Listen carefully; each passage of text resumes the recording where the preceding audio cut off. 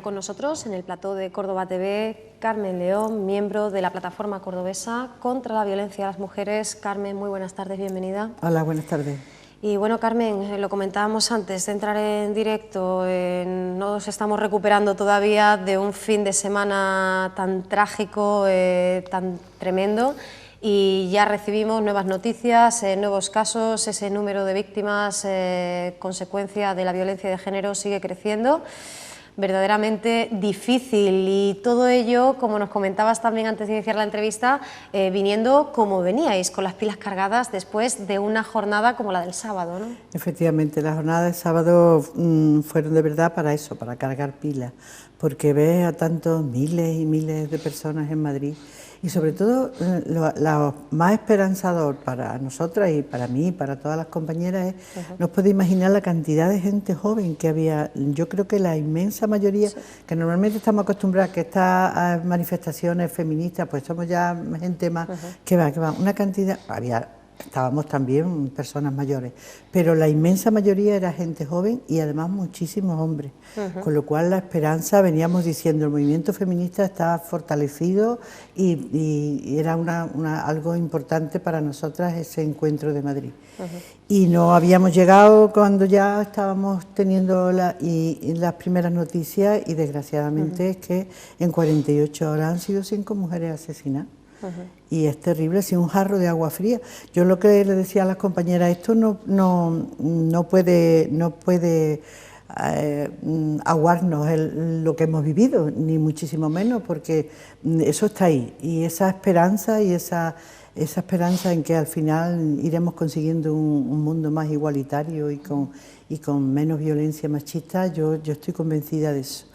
Y lo que vivimos en Madrid es lo que tenemos que seguir potenciando, el que cada vez haya más gente, más personas jóvenes y más hombres incorporados a esta lucha, y seguir ahí, seguir en la tarea, pero desgraciadamente el patriarcado, el machismo está ahí, y las reacciones son tremendas, y además nos ha tocado en la provincia también, que parece que cuando te toca más de cerca como que el dolor es más grande, porque tiene la cosa de ver a la familia. Nosotros estuvimos ayer en Lucena, y la verdad que es muy doloroso, muy doloroso. Entra efectivamente Córdoba a formar parte de ese triste cómputo, ¿verdad?, de mujeres asesinadas.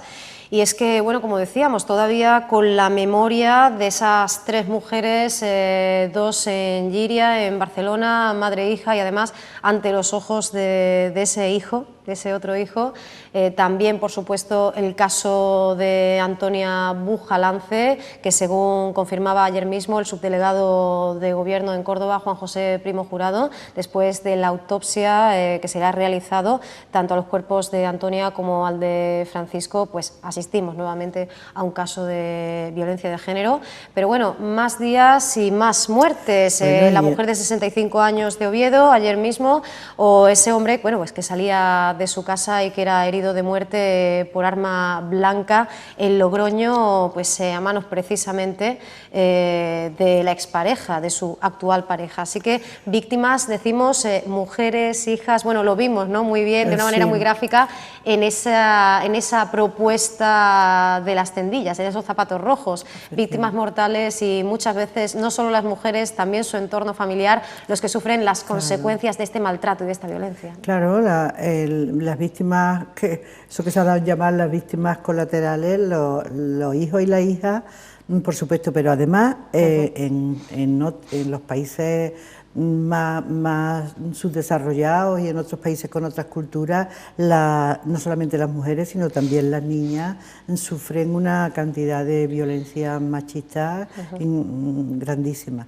Y luego ese gesto, o sea, de los zapatos rojos, para nosotros ha sido muy interesante, porque nos ha dado posibilidades en los talleres, en los pueblos donde hemos estado haciendo los talleres, de concienciar.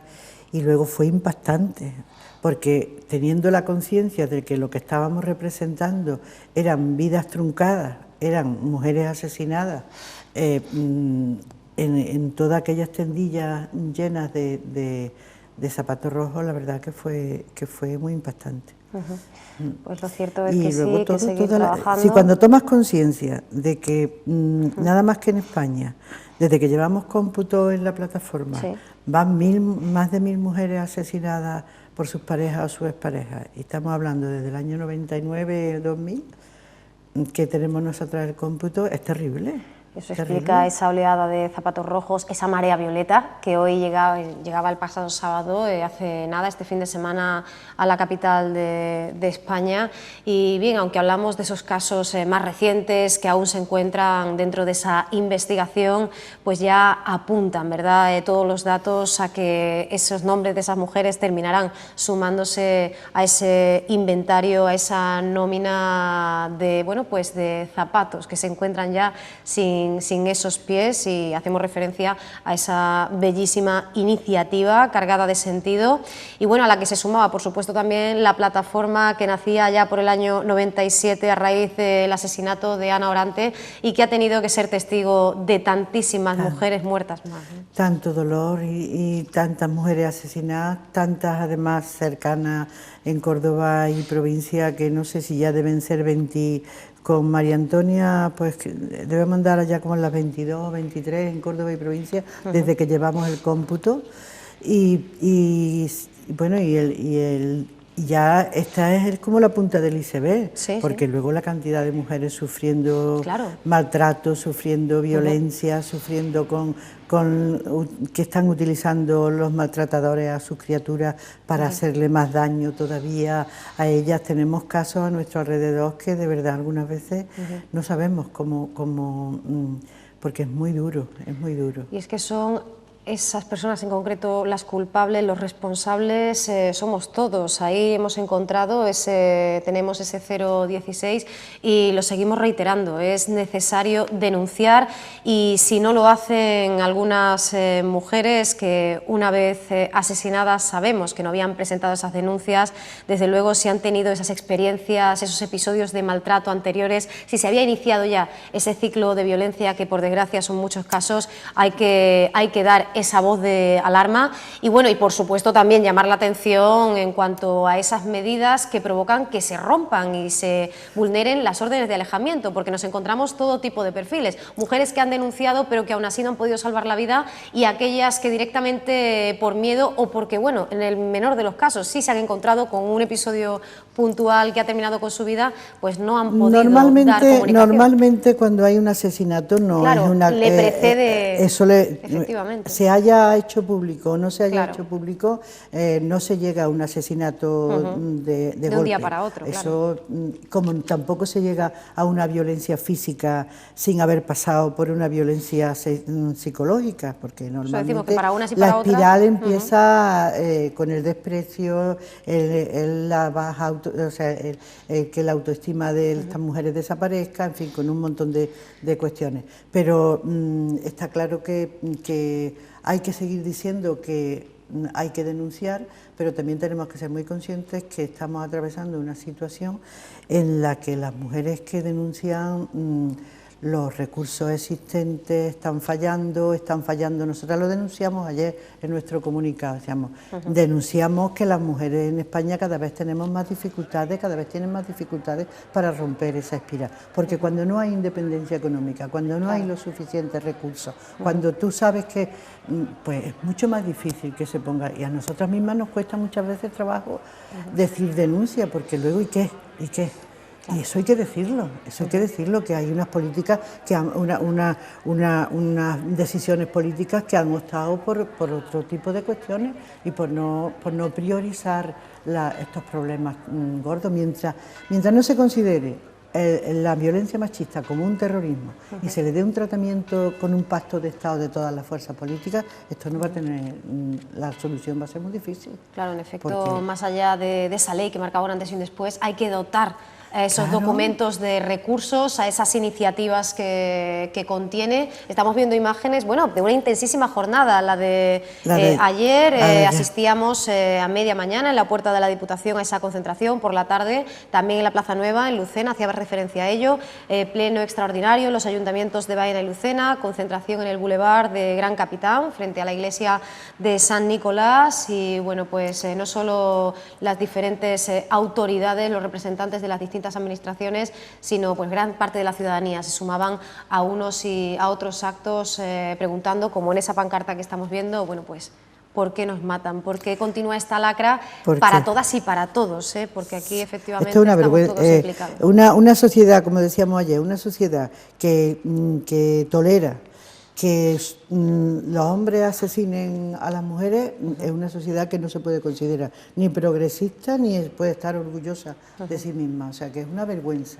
Además se pone en cuestión las mismas bases de la democracia. Si la mitad de la ciudadanía, por el hecho de ser mujeres, más de la mitad, por el hecho de ser mujeres, no podemos tener garantizada un derecho tan básico como el de la vida y el de la libertad, entonces es que ¿de qué estamos hablando?